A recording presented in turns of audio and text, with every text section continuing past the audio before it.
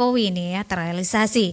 Apakah dengan dipindahnya ibu kota Indonesia ke Penajam Pasir Utara dan juga Bung Karno berpandangan tidak ada tempat selain Jakarta di Indonesia yang memiliki jejak sejarah dan juga saksi bisu perjuangan merebut kemerdekaan. Nah, apa pendapat atau pandangan dari Yosef Dentis, dosen sejarah Unifor ND, sudah bersama RRI pagi hari ini.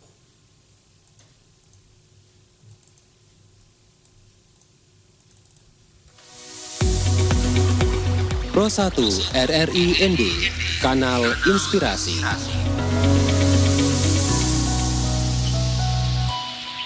Pak Dentis, selamat pagi. Selamat pagi Mbak Leli. Ya, salam sehat Pak Dentis. Terima kasih sudah meluangkan waktu bersama RRI pagi hari ini ya. Baik, Pak Dentis, ini konsep untuk pemindahan ibu kota Indonesia sudah ada sejak masa Presiden pertama Republik Indonesia, Soekarno. Dan ini menurut Anda kenapa ini baru terrealisasi di zaman Jokowi? Baik, terima kasih Mbak Leli dan juga pendengar RRI Pro 1 di mana saja berada. Salam sejarah, selamat pagi untuk kita semua. Dari ND untuk Nusantara.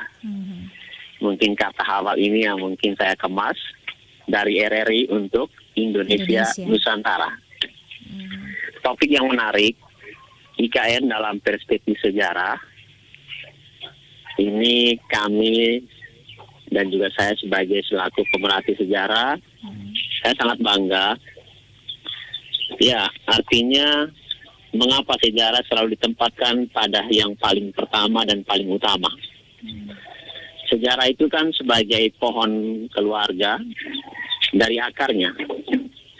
Seakan tidak habis dikaji oleh sejarah, perjalanan Nusantara yang sangat dialektis selama kurang lebih dari 2 milenia ini masih saja melahirkan berbagai macam pemahaman tentang budaya bangsa. Mbak Leli, saya sangat apresiasi dengan topik IKN dalam perspektif sejarah. Artinya, Mbak Leli dan juga kita semua menginginkan bagaimana cara pandang, cara berpikir orang sejarah untuk memberikan pemahaman dan gambaran IKN, Ibu Kota Negara Indonesia, dari Jakarta pindah ke Kalimantan Timur dengan diberi nama Nusantara, ibu kotanya. Ya. Mengerti sejarah berarti menelaah dan menafsirkan akan sejarah lama bagi bangsa Indonesia, Mbak Leli. Artinya membuka lembaran baru menuju kepada sejarah baru dari the new history, dari oral history menuju the new history yang sangat totalitas sekali dalam sejarah. Jadi terima kasih pagi ini mungkin dengan pemahaman saya bisa memberikan sesuatu pola pandang kita. Memang bahwa tidak gampanglah untuk mau memindahkan pola pikir ini dari cara berpikir kita ini, bahwa Nusantara ini secara keseluruhan ini sebutan bagi seluruh wilayah kepulauan Indonesia. Nusantara. Berarti Nusa ini pulau di antara yang diapiti oleh lautan, dikelilingi oleh lautan. Lalu Mbak Leli, ini pemberian nama Nusantara ini sudah pengkajiannya mulai dari pendiri-pendiri bangsa kita, seperti Mbak Leli menyampaikan dari awal, dari Bapak Presiden Soekarno, Presiden Soeharto, Presiden SBY, dan juga pada periode ini oleh Bapak Joko Widodo. Proses ini sangat berkepanjangan dan pengkajiannya pasti membutuhkan banyak aspek dan banyak telaan yang perlu dikaji. Jadi itulah Mbak Leli. Oke. Baik, mungkin ya silakan Pak Dentis. Saya mungkin lanjutkan lagi bahwa berbicara tentang sejarah ini, ya ada tokoh-tokoh pendahulu oleh Bapak Soekarno. Dia selalu mengatakan bahwa bangsa yang besar adalah bangsa yang menghargai sejarah. Bangsa yang tidak pernah menoleh ke belakang atau tidak mau mempertimbangkan masa lampau tidak akan dapat mencapai tujuan saat ini. Artinya kebijaksanaan bagi orang sejarah, cara berpikir, tokoh-tokoh kenamaan kita yang unggul, tangguh, kritis, bahwa mereka walaupun dengan pola pikir yang waktu itu bagi kita sekarang dikatakan mungkin sangat sederhana, tetapi bagi kita harus apresiasi dan memberikan suatu penghargaan bahwa pemberian nama Nusantara. Indonesia ini kan adalah negara kepulauan yang saya sudah sampaikan tadi. Nusantara ini sebenarnya sudah dikenal seperti yang saya sudah sampaikan, mulai dari sejarah kuno yang dikenal dengan nama Nusantara kuno. Nah, itu. Kalau saya bilang katakan kuno, mungkin orang berpikir bahwa kuno juga. Nah, tapi ingat, jangan sampai lupa dengan yang dulu, akhirnya kita tidak tahu diri dengan yang sekarang. Artinya kisah sejarah Indonesia, sejarah zaman purba hingga zaman merdeka, Nusantara ini kita harus betul menghargai, dan kata Nusantara yang dipakai nanti saat ini, saya setuju, saya sangat apresiasi, karena ini istilahnya geografis sekaligus sangat nostalgia sekali. Nostalgia dalam arti kenangan manis yang membuahkan hasil. Hari ini nanti kita akan petik. Yang sebenarnya bahwa sudah ditanam dari dulu. Akarnya sudah disemaikan dari dulu. Itu. Nusantara ini, Nusantara kuno. Kemudian di Indonesia ini kalau orang belajar sejarah, dulu orang tidak kenal namanya Jakarta atau Indonesia. Tapi Indonesia itu kan ada rekaan dari Belanda. Tapi Nusantara ini kan mulai dipakai dari zaman kuno, misalnya dari Nusantara Hindu-Buddha, kemudian Nusantara zaman Islam, kemudian Nusantara di bawah kekuasaan Eropa, kemudian Nusantara di dalam zaman reformasi sampai dengan sekarang. Nah, ini. Jadi kata Nusantara ini sebenarnya sudah lulu lekat sekali di dalam tanah dan air Indonesia ini, ya, di dalam kepribadian bangsa Indonesia ini. Ini yang menjadi ciri khas identitas kita, bangsa Indonesia, yang memang sangat betul-betul dibutuhkan proses yang panjang. Kita Indonesia sudah merdeka 76 mau 77 ini, ya, angka 72 ini angka 77 agak pacul. Artinya kita harus bergandengan tangan berdua-dua memacu bagaimana tolak ukur kita, generasi kita sekarang ini berpikir revolusi yang dulu pernah dikembangkan, kemudian demokratisasi yang harus kita jaga sekarang ini harus. Kemudian juga ada juga berbicara tentang pembangunan. Lalu dari segi konsep, ya, dari segi konsep sejarah itu memberikan penekanan pada kata pemberian nama Nusantara ini. Saya mungkin berpikir begini, sejarah ini kan sebagai evolusi, atau kata evolusi berarti pasti kita tahu. Kemudian sejarah juga pasti bertumbuh, berkembang, dan juga sejarah juga pasti akan membawa pada manusia pada peradaban. Nah, peradaban geografi totalitas Indonesia, kewilayahan Indonesia yang dulunya hanya Jawa sentris, sangat kebinekaan ini saat ini sudah mulai dipikirkan. Sehingga orang Indonesia dunia berpikir bukan hanya di Jakarta, di Jawa, tetapi benar-benar bahwa kebineka tunggal ikaan kita. Saya mungkin masih kecil mengingat lagu dari Sabang sampai Merauke. Ini bukan sekedar hanya untuk bernyanyi, tetapi slogan bernyanyi itu karena ada memori kolektif yang sudah direkam dari sananya. Jadi, nah, ya itu. Seperti itu Mbak Leli. Baik. Pak Dentis, ini menurut Anda apakah IKN ini bisa membawa Indonesia lebih baik lagi, ya? Karena ini kemudian sudah dikonsepkan sejak Presiden pertama Republik Indonesia dan baru terrealisasi di Presiden yang ketujuh begitu ya. Ini angka yang keramat begitu ya, ketujuh di tahun 72 begitu ya. Seperti yang Anda sampaikan tadi bahwa 72 ini angka pacul begitu ya. Pacul sama-sama kita memacu secara bersama-sama, berdua-duaan begitu Pak Dentis ya. Tadi Anda sampaikan seperti itu. Apakah menurut Anda, pandangan Anda, apakah bisa membawa Indonesia lebih baik lagi dibanding dengan Jakarta begitu Pak Dentis? Bagi saya kita optimis. Konsep sejarah itu kan, ini sejarah harus kita paham. Konsep sejarah kan kita harus mengerti sejarah. Karena sejarah itu kan pemahamannya, dia berevolusi, dia bertumbuh, dia berkembang, lalu menghasilkan peradaban di dalam diri kebangsaan kita, yaitu manusia, dan juga sumber daya manusia maupun sumber daya alam.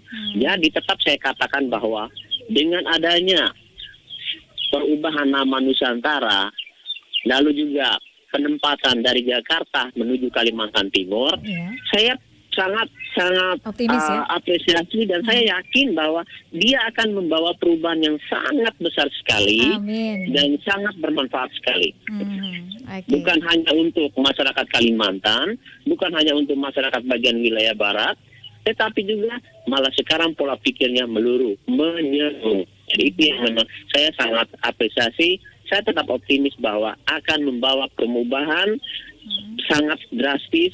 Yang di sini yang mungkin perubahan itu pasti pemerataannya, penataan baik geografis, ekonomi, sosial, budaya, agama, dan ini yang menjadi, saya bisa katakan bahwa sejarah itu berkembang menjadi landasan yang sangat kuat, sangat luas, menarik, dan patut dilestarikan sebagai yang terdepan untuk bangsa dan negara Indonesia kita ini. Oke, baik.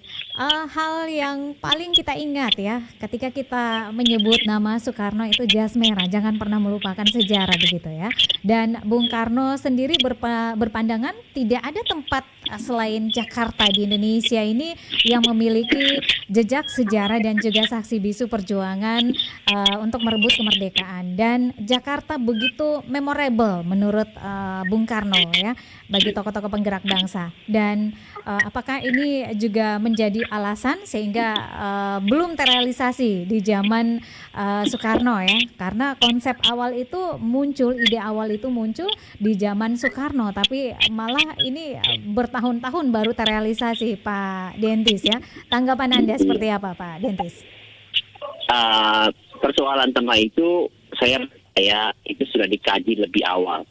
Kajian bukan berarti saat Bapak Presiden Soekarno menjadi presiden, tetapi sebelum beliau jadi presiden, itu sudah ada cendekia-cendekia yang unggul, tokoh-tokoh lokal yang sudah unggul, yang sudah memprediksikan bahwa suatu saat nanti akan terjadi perubahan, bahwa Indonesia bukan hanya untuk Jakarta, tapi Indonesia untuk semua orang dari Sabang sampai Merauke. Dan itu yang memang jadi penyebarannya itu. Jadi dia betul-betul secara bertahap dan secara periodik, dia akan berkembang. Jadi itu. Jadi saya sangat bangga sekali bahwa saya senang dengan adanya ini. Memang kalau kita lihat bahwa akan tidak pernah akan habis untuk kalau kita kaji tentang sejarah, perjalanan Nusantara, yang dari pemahaman kita, budaya bangsa kita ini memang betul harus ada secara periodiknya, secara periodisasi. Kita walaupun negara kesatuan Republik Indonesia, tapi sangat uniknya lagi kata Nusantara ini, Nusantara kecil-kecilan, Nusantara Indonesia yang dalam bentuk kerajaan-kerajaan sangat bagus, sangat unik, dan ini memang menjadi kekayaan dan menjadi kekuatan kearifan lokal keindonesiaan kita itu. Kata Nusantara saya rasa sudah pas, itu sudah bagus sekali. Oke, baik. Dan dengan berpindahnya lokasi, kemudian nama ibu kota negara begitu Republik Indonesia ini bukan berarti akan melunturkan atau bahkan sampai menghilangkan ya makna dan juga nilai sejarah kita, yang mana tadi seperti yang saya sampaikan bahwa Bung Karno berpandangan bahwa tidak ada tempat selain Indonesia di Jakarta di Indonesia yang memiliki jejak sejarah dan juga saksi bisu perjuangan untuk merebut kemerdekaan Republik Indonesia ya Pak Dentis ya. Iya, memang hasrat tidak pendiri negara kita ini pertama kemerdekaan dulu waktu dijajah, ya itu. Kemudian pemerataan. Nah, yang ini sekarang dari masing-masing periode waktu dari periode presiden sebelumnya itu ada punya kajian-kajian percepatan pembangunan, perkembangan peradaban sumber daya manusia itu memang bahwa hasrat pendiri negara, kemudian mereka-mereka yang menjadi pelaku pemerintah dan juga semuanya, yang pertama itu membawa Indonesia pada kemerdekaan. Dari kemerdekaan membawa Indonesia pada pemerataan. Dari pemerataan membawa Indonesia pada persatuan, kebinekaannya. Kemudian semuanya ini, pembangunan ini sudah terencana dan sudah direkam di dalam peraturan pemerintah, dalam hal ini pemerintah yang berhubungan dengan konsep pemberian administrasi pembangunan. Administrasi pembangunan ini menciptakan kesejahteraan, kemudian perkembangan gagasan dan pembangunan baik secara sentralisasi menuju ke desentralisasi, dari transformasi budaya menuju negara yang saya bisa katakan Indonesia ini siap untuk menjadi negara yang modern dan beda dengan negara lain. Baik, Pak Denti, sebelum kita akhiri ya, 1 menit nih waktu kami berikan untuk Pak Denti sampaikan apa harapan Pak Denti terhadap IKN ini. Baik, pendengar setia RRI dan juga yang pemerhati budaya dan sejarah, walaupun tidak seberapa dan waktu yang diberikan sedikit, tapi sedikit ini pasti kita akan lebih cepat merekam bahwa pada intinya itu karena hari ini konsep cara pandang orang sejarah bagaimana IKN dari Jakarta kemudian ke Kalimantan Timur diberi nama pusatnya Nusantara, ini sangat kami sangat apresiasi dan ini merupakan suatu warisan pengetahuan menata peradaban kehidupan manusia Indonesia yang mencakup sistem sosial, ekonomi, tatanan dan semuanya. Nah, ini pesan saya dan juga mari kita semua berpendapat bahwa sejarah harus mampu menghidupkan masa silam yang sudah direkam pada waktu itu. Masa silam harus dekat dengan realitas kita yang nanti kita akan kembangkan dan sudah berkembang selama ini. Dan masa silam harus mampu menghidupkan masa yang akan datang menjadi suatu pencerahan yang sangat realistis, saudara-saudara. Sehingga perbincangan kita pagi ini bukan hanya sekedar slogan, tetapi suara dari ND untuk Nusantara. Kita pada prinsipnya sangat setuju dan saya pribadi perbincangan yang sangat bagus, topik yang sangat menarik ini sangat apresiasi buat kita bahwa prinsipnya bahwa pendiri negara dan juga pelaku-pelaku baik dari presiden pertama sampai dengan Bapak Presiden yang sekarang sudah berpikir maju ke depannya bahwa mau dikemanakan bangsa Indonesia ini, mau dibawa kemana negara kesatuan Indonesia ini, dibawa satu kata Nusantara. Karena Indonesia ini dibentuk dari berbagai pulau-pulau yang dikelilingi oleh samudera yang sangat luas. Mempersatukan antara tanah dengan air, saya sangat apresiasi kepada Presiden Joko Widodo, bagaimana dia bisa mampu berpikir lokal, kearifan lokal, tanah dari berbagai penjuru, ujung timur sampai ujung barat Indonesia, dia harus satukan di sana. Air dari berbagai penjuru, beliau harus satukan.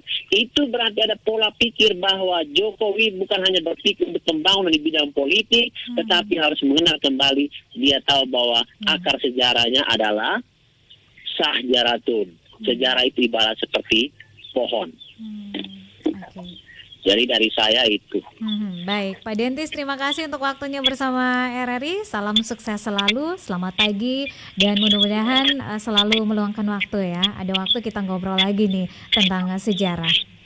Iya, siap. Bagi kami tidak ada waktu karena sejarah akan selalu memberi kehidupan. Terima kasih Pak Dentis, selamat pagi. Salam sejarah dari ND untuk Nusantara.